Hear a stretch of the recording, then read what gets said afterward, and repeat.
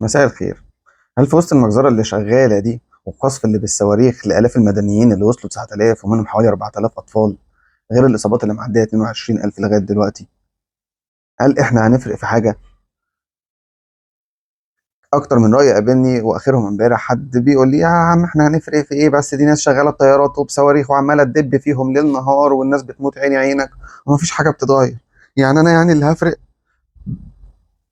هتفرق. طب هل انت بتعمل حاجة عشان تفرق؟ يا عم انا اصلا هفرق في ايه؟ وانا يعني اللي هغير اسرائيل ولا هغير امريكا ولا هغير الدنيا؟ طيب خليني اقول لك عشان نوصل لاجابة دي، بما ان انت في ناس كتير قوي متبنية هذا الرأي، وناس كتير شايفة ان هي مش مؤثرة مع العلم من دلوقتي، من قبل ما اقول لك الاجابة احنا مؤثرين واحنا بنفرق. عايز تعرف بنفرق ازاي؟ خليني اقول لك ببساطة. في الاول، هي الحرب دي اللي دايرة دلوقتي ليها كام صورة؟ الحرب دي ليها 3 صور اساسية كبار. اول حاجة الحرب العسكرية، تاني حاجة الحرب الاعلامية، تالت حاجة الحرب الاقتصادية. تمام. اول حاجه الحرب العسكريه دي، وهي دي اللي احنا فيها كافراد وشعوب ملناش تدخل فيها، احنا بنقف نتفرج على المجازر اللي بتحصل، اللي بيبقى فيها مواقف دوليه من الانظمه والدول. مين الدول اللي بتقف معها وباي درجه، ومين الدول اللي بتقف ضد ولا اي درجه. يعني مع معظم الدول بتقف مع او ضده، بتشجب وتعارض وبتاخد موقف ضمني تعبر عنه في مؤتمر او في مجلس امن او في متحده، او تقف تساند عسكريا زي ما امريكا كده والمانيا ودول اوروبا عامله ايه مع اسرائيل، ما عدا اسبانيا على فكره. او العكس، الدولة زي غزة كده، واللي بيحصل ما فيش اي حد من الدول العربية بيعمل لهم اي حاجة، مجرد شوية تضامن عاطفي، مع ان احنا الدول اللي على المحك، احنا الدول اللي على الضرر، احنا الدول الجيران. آه ولكن حسابات الأنظمة والدول بتختلف. تمام. ولكن مش ده موضوعنا. فهي دي الحرب العسكرية. طب هل انا اقدر اثر في الحرب العسكرية دي؟ هقول لك ازاي. اما نيجي نشوف تاني حرب، وهي الحرب الإعلامية. الحرب الإعلامية دي ليها حاجتين. اول حاجة الاعلام الموجه، اللي هو اللي بيبقى فيه الحوار من طرف واحد زي ما بتشوفه، ده الاعلام العادي بتاع التلفزيونات اللي احنا متربيين عليه من يوم ما اتولدنا، اللي هو سي ان ان والبي بي سي والقنوات اللي فيها محاور بيقول لك الكلام وبيديك المعلومه وانت ما عندكش القدره انك تقاطعه او تعارضه في الراي او تقول له انت بتكذب او بتعرض او في وجهه نظر تانية معارضه او مخالفه للي انت بتقوله. تمام. وفي السوشيال ميديا. والسوشيال ميديا هنا اكتر المنصات اعلاميا في العالم تاثيرا وانتشارا حاليا هي الفيسبوك وتويتر. تمام. الفيسبوك ده اللي هو منصه فيها حوالي داخله في 3 مليار بني ادم، كبيره جدا. والمنصه الثانيه اللي هي تويتر اللي هي اكس حاليا فيها حوالي 350 مليون، في هذا الرينج. طبعا الاثنين على الحياد، بما ان دي منصات حواريه، يعني ينفع ارد، ولو حد دخل يقول حاجه كذب ينفع ادخل ارد عليه واثبت له بالحقائق وبالفيديوهات وبالردود عشان اوضح الراي العام العالمي يتغير. اقدر اعمل كده. الحقيقه طبعا الاخ مارك في الفيسبوك، عن طريق الاداره بتاعته والخوارزميات بتاعه الفيسبوك، هو عامل تقييد جامد جدا، وبالتالي هو منحاز لناحيه اسرائيل، وعامل تقييد لكل ما هو بوستات او فيديوهات يحاول اعلاميا توصل الراي العام العالمي، توصله الحقيقه. من ناحيه تانية، تويتر اللي عليه 350 مليون بس، ولكن تويتر منتشر نفس الانتشار، موجود في كل الدول انتشارا في العالم كله. عليه تويتر هو اكتر منصة صادقة مش عليها حجر لاي رأي في يومنا هذا. تويتر بيضم كتير جدا من نخب، زي ما بيقولوا نخب سياسية، شخصيات مشهورة، شخصيات مؤثرة عالميا، فبالتالي هي منصة لكثير من اصحاب الرأي ان هم يعني يتناقشوا فيها ويحصل فيها صراع على الاراء عشان الحقيقة تبان في الاخر. طب الصراع الاعلامي ده، اما الناس بتاخد الرساله دي وبتخش وبتدعم وبتحاول ليل نهار توصل وجهه النظر الصح عشان تدعم القضيه وتدعم الانسانيه وضد قتل المدنيين وضد وضد وضد، وهي بتخاطب الانسانيه فقط، هل ده بيفرق؟ طبعا بيفرق. حلو. وده على فكره اقوى من ان احنا نعمل تظاهرات، عشان الناس بتتفاعل في هذا الموضوع الاعلامي بطريقتين. يا اما الناس تعمل تظاهرات في الشوارع، وده حلال بلاش منه في دولنا العربيه، عشان حتى لو حاصل بمباركه الحكومه بيتقبض على الناس برضه. احنا عندنا مظاهرات بتجيب واوا على طول، بلاش منها. ولكن هيفرق في الدول الغربية ان هم يعملوا مظاهرات كشعوب، فالمظاهرات دي هتأثر على قرارات حكومتهم. مثال بسيط كده، يعني زي دلوقتي بايدن مش عارف ياخد موافقة من الكونجرس بموافقة بحوالي مساعدات فوق ال 100 مليار دولار عشان اوكرانيا وغزة. ولو مش عارف ياخد الموافقة، الفلوس اللي هياخدها لو طلعت اقل هيوجهها لغزة. فمحاولة تغيير الرأي العام العالمي تفرق. اهو ان رئيس امريكا في عنده ضغط، في رأي ورأي آخر، في إن الهجوم في غزة ممكن يكون حصل له تباطؤ دلوقتي بسبب اللي إحنا بنعمله. تمام. في أغنية هوريها لك صغيرة كده معمولة في السويد لدعم فلسطين. الناس بدأت تفهم، السوشيال ميديا بدأت توصل للناس الرأي. إذا أنت كل ما بتعمل دورك في الإعلام او في السوشيال ميديا على الاقل، فانت مؤثر، انت بتحاول في حاجه، انت بتاثر في حد. هو زي البازل، هي بنى كده. الراي ده بنى زي الطوب، لازم طوبه ورا طوبه الراي هيبان ويوضح والحقيقه هتبان.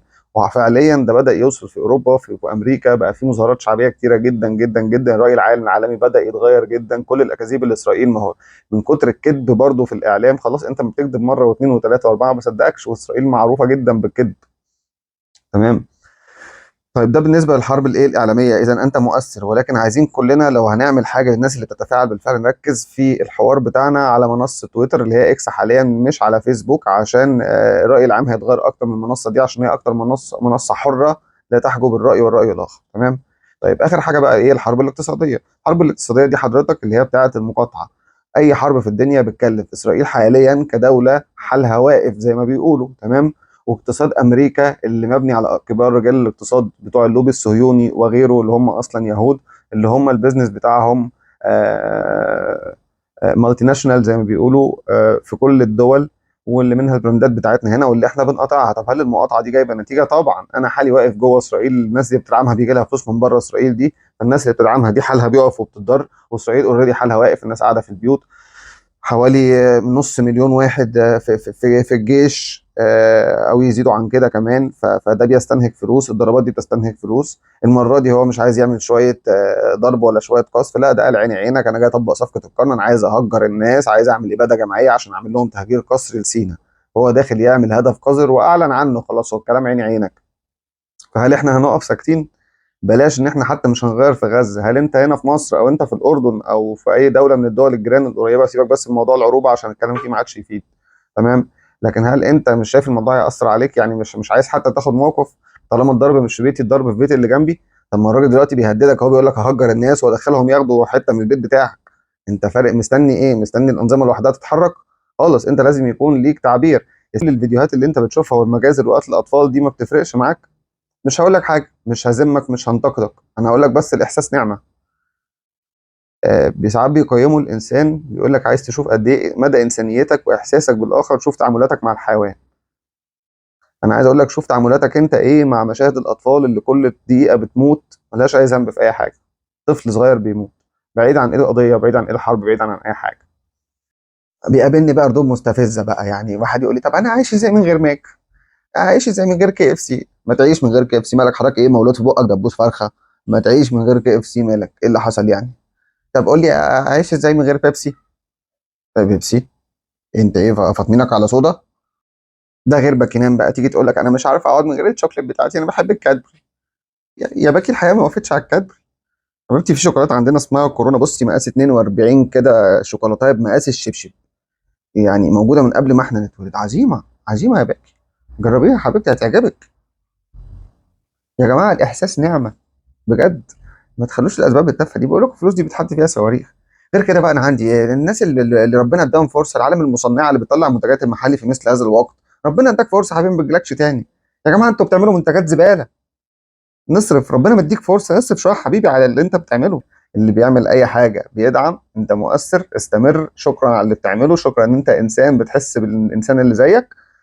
اللي بيقاطع اقتصاديا بعد اذنك ما تنخش وما ترجعش لورا، وكمل مقاطعه. وكل محل تساله اسال صاحب المحل وانت انا مقاطع وعايز حاجه مش تبع المقاطعه، عشان صاحب المحل هيتاثر بعد كده والطلبيه الجايه مش هيجيبها. كل ده هيأثر في الاخر، هيأثر على الجيش الاسرائيلي اللي بيحاربنا دلوقتي. تمام. فيا ريت اللي ما بيشاركش يكون اقتنع ويأثر عشان المجزره دي تقف في اقرب وقت ان شاء الله. سلام. Leve Palestina och krossa sionismen. Leve Palestina och krossa sionismen. Leve, leve, leve Palestina. Leve, leve, leve Palestina. Leve Palestina och krossa sionismen. Leve Palestina och krossa sionismen. Och vi har odlat jorden. Och vi har odlat jorden. Och vi har skördat vetet. Och vi har skördat vetet. Vi har plockat citronerna. Och vi har plockat citronerna. Och pressat oliverna. Och pressat oliverna. Och hela världen känner till vår jord. Och hela världen känner till vår jord. Leve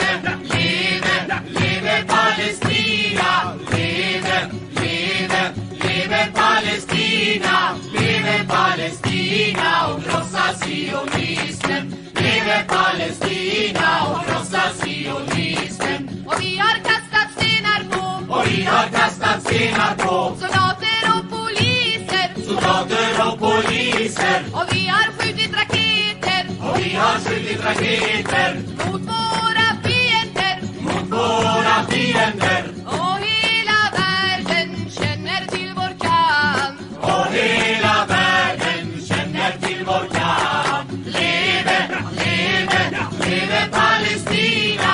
Leve, leve, leve Palestina. Leve Palestina och krossa sionismen. Leve Palestina och krossa sionismen. Och vi ska befria vårt land Och vi ska befria vårt land från imperialismen. från imperialismen. Och vi ska bygga upp vårt land Och vi ska bygga upp vårt land till socialismen. till socialismen. Och hela världen kommer att bevittna. Och hela världen kommer att bevittna. Leve, leve, leve Palestina.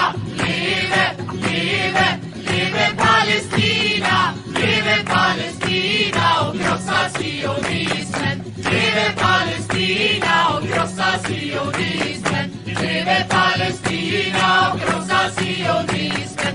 Leve Palestina och krossa sionismen. Leve Palestina och krossa sionismen. Leve Palestina och krossa sionismen.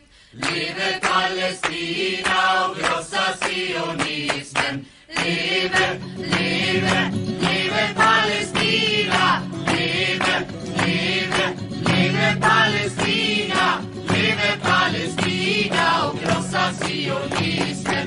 Leve Palestina och krossa sionismen. Och vi har odlat jorden. Och vi har odlat jorden. Och vi har skördat vetet. Och vi har skördat vetet. Vi har plockat citronerna. Och vi har plockat citronerna. Och pressat oliverna. Och pressat oliverna.